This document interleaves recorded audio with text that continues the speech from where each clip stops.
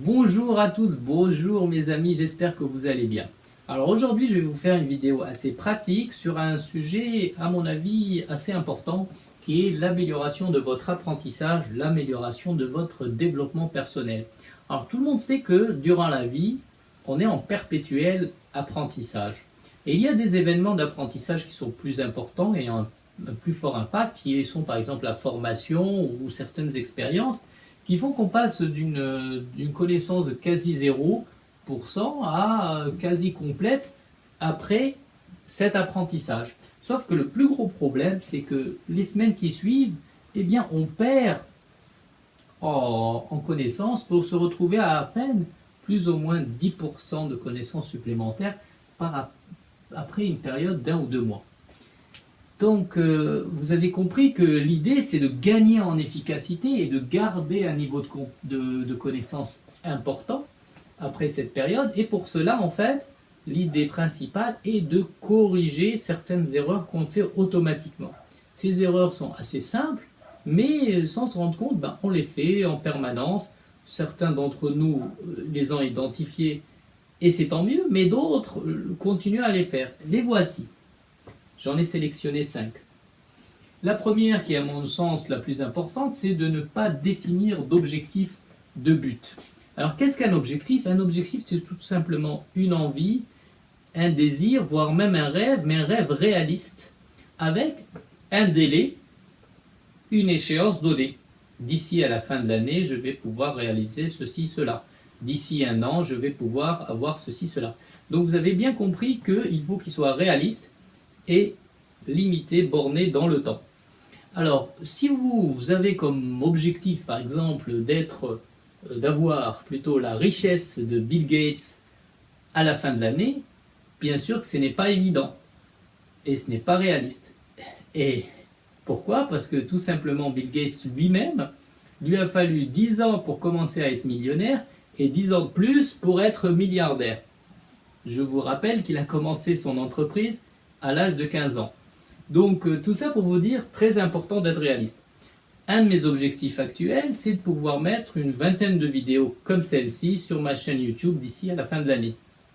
Vous venez de constater, l'objectif est quantifiable, limité dans le temps et tout à fait réaliste.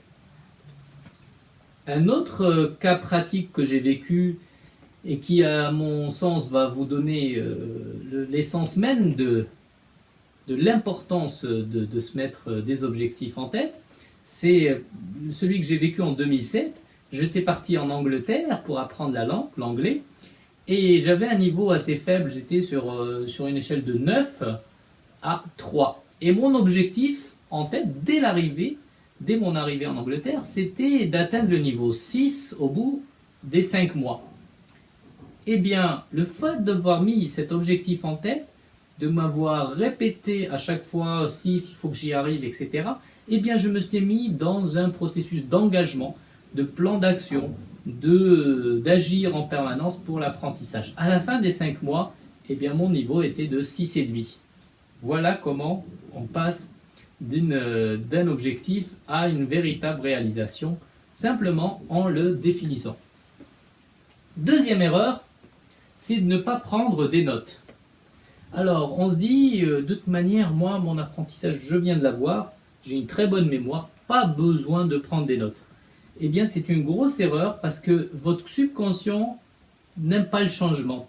Et le fait de ne pas prendre des notes, eh bien, ça va faire que, avec le temps, vous allez aussi oublier et perdre vos connaissances.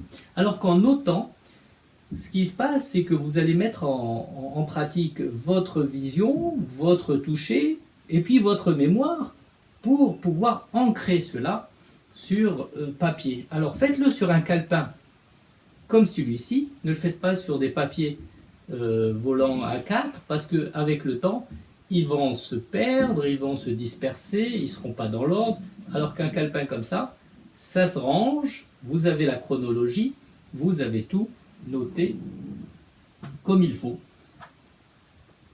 Donc, comme je vous ai expliqué, vous agissez indirectement sur votre subconscient en prenant des notes. Troisième erreur, c'est de ne pas pratiquer. Alors l'adage dit, C'est en forgeant qu'on devient forgeron. En anglais, practice makes perfect. C'est la pratique qui nous perfectionne.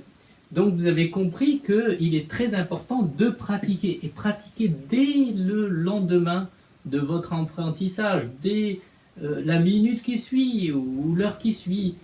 Essayez de mettre en pratique, puis vous allez rentrer sans vous rendre compte dans cette pratique au quotidien. C'est ce qui est provoqué généralement par l'intention de maintenir votre niveau de connaissance et d'évoluer. Donc vous allez pratiquer de jour après jour votre apprentissage pour l'acquisition de ces connaissances. Quatrième erreur qui est commise et aussi fréquemment, c'est d'attendre l'intuition, l'inspiration, le feeling.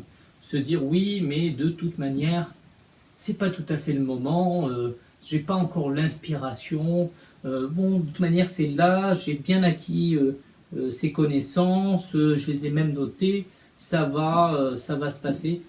Non, non, non, c'est une grosse erreur.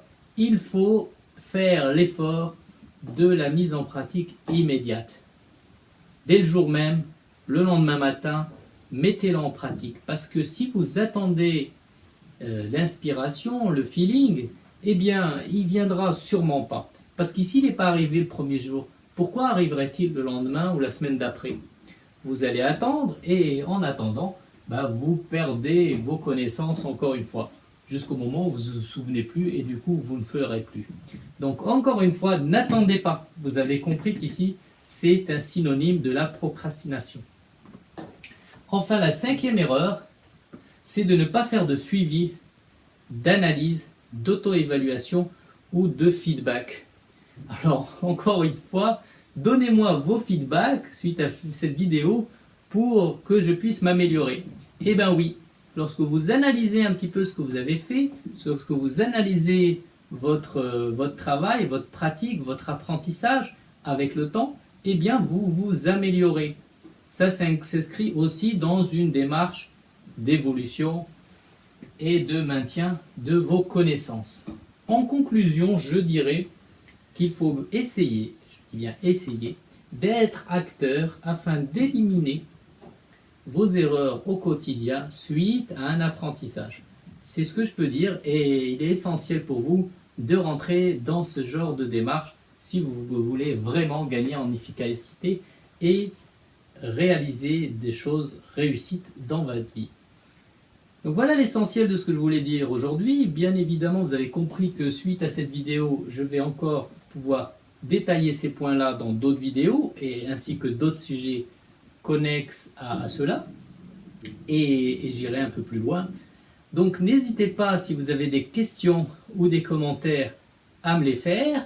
Et vous pouvez aussi vous inscrire sur Facebook, sur la page fan successbytheway.com ou bien sur le site en lui-même, mettez vos coordonnées si vous voyez pour la première fois cette vidéo, successbytheway.com. Je ne manquerai pas à répondre à vos questions.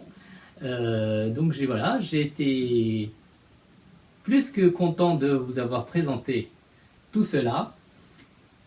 Ayez une bonne journée et soyez heureux.